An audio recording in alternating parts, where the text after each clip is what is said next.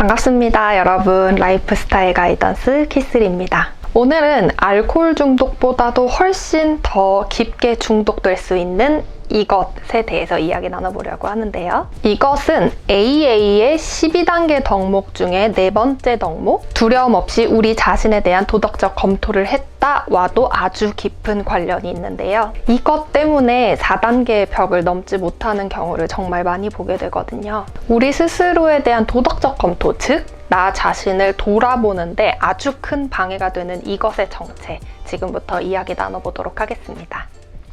많은 분들이 댓글이나 이메일을 통해서 저에게 도움을 요청하실 때 보통 자신이 알코올 중독자로 살아갈 수밖에 없는 이유나 알코올 중독자가 된 이유에 대해서 같이 적어서 보내주시곤 하는데요. 예를 들면 저는 어린 시절에 있었던 학대, 그것에 대한 트라우마 때문에 술을 마시기 시작했고 이제는 돌이킬 수 없는 지경이 됐어요. 제가 아무리 노력해도 배우자가 제 노력을 인정해주지 않고 그것이 자꾸 술을 불러요. 어딜 가나 무시당하는 기분이고 아무리 열심히 살아도 나아질 게 없는 세상이라 그 스트레스를 술로 풉니다 와 같은 것들이죠. 요약하자면 주변 사람들이나 상황 때문에 술을 마시게 되었다라는 이야기인데요. 우리가 병적으로 집착하는 이 생각, 내 중독에는 타당한 이유가 있어 라는 고집, 이 고집이 바로 오늘의 주제입니다. 우리는 알코올 그 자체보다도 이 고집에 굉장히 깊숙이 중독되어 있습니다. 제가 이분들의 말씀을 다 듣고 당신의 그런 마음 충분히 이해합니다. 그렇지만 당신이 알코올에서 정말로 해방되고 싶으시다면 주변 사람이나 상황을 원인으로 지목하는 것을 그만두어야 합니다 라고 말씀을 드려도 알아요, 하지만 제 중독엔 이렇게 타당한 이유가 있다니까요? 라며 되레 원성이 돌아오는 경우가 부지기수입니다. 외부 상황이 우리의 바깥에서 끊임없이 펼쳐지고 일어나는 것은 사실입니다. 한마디를 예쁘게 할 줄 모르는 배우자, 정말 저밖에 모르는 자녀, 자꾸 시비를 걸어오는 직장 동료들, 끊임없이 쏟아지는 일들, 이런 외부적인 사건들은 우리가 인간으로 살아있는 한 끊임없이 계속해서 앞으로 또 일어날 일들입니다. 하지만 여러분은 이런 상황을 스스로 멈출 수 있다고 생각하시나요? 남들이 내 일, 내 생각, 내 태도, 내 습관을 어떻게 할 수 없는 것처럼 여러분들도 그들의 일, 그들의 생각, 그들의 태도, 그들의 습관을 어떻게 할 수는 없습니다. 만약 내 중독이 절대로 변하지 않을 그들 때문이라고 생각한다면 네, 맞습니다. 여러분의 중독의 원인은 그것 때문입니다. 그리고 영원히 중독에서 벗어날 수 없겠죠.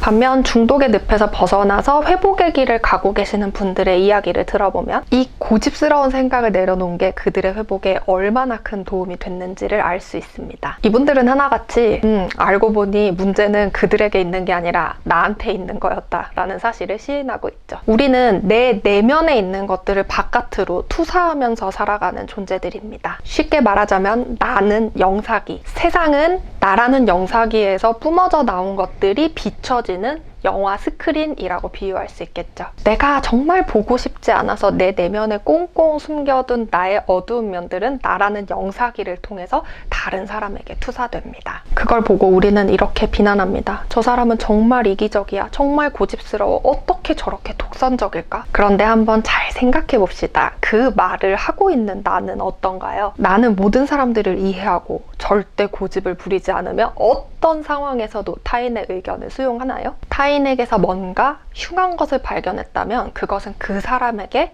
내 마음이 투사된 것에 불과합니다. 이렇게 타인에게서 꼴 보기 싫은 모습을 발견했다면 그 모습이 나한테는 없는지 거꾸로 생각해보는 것이 큰 도움이 됩니다. 아까 제가 했던 말을 거꾸로 뒤집어 볼까요? 나는 나밖에 몰라. 나는 고집스러워. 나는 독선적이야. 어째 이게 더 사실에 가까운 것 같지 않나요? 내 가족이 꼴 보기 싫은 행동을 해서 혹은 꼴 보기 싫은 말들을 해서 내가 술을 마시고 있는 거라면 똑같이 그 모습을 하고 있는 나 자신 때문에 술을 마시고 있다라고 하는 쪽이 좀 더 진실에 가까울 겁니다. 주변 사람들이 괴롭게 해서 내가 술을 마시는 거라면 어느 정도는 그 모습을 하고 있는 나 자신 때문에 술을 마시고 있다고 말하는 것과 같습니다. 결국 나는 타인의 행동 때문에 술을 마시는 게 아니라 타인에게 비추인 내 모습 때문에 술을 마시고 있는 거죠. 저는 이 사실을 시인하는 것이 12단계의 4번째 덕목과 5번째 덕목, 나 자신을 철저히 평가하고 내 잘못을 시인하는 것에 가장 중요한 미천이 된다고 생각합니다.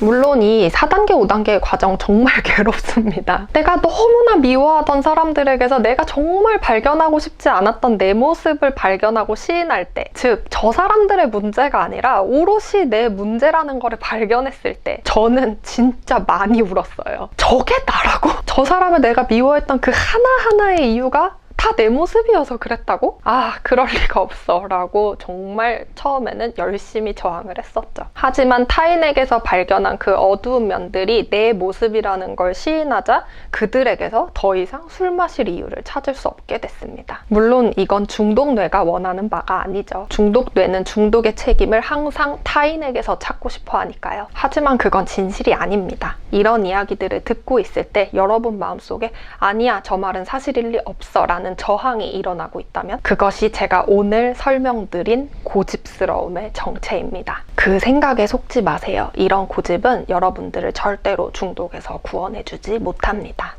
오늘의 이야기가 도움이 되셨다면 구독과 좋아요로 크리에이터에게 힘을 주세요.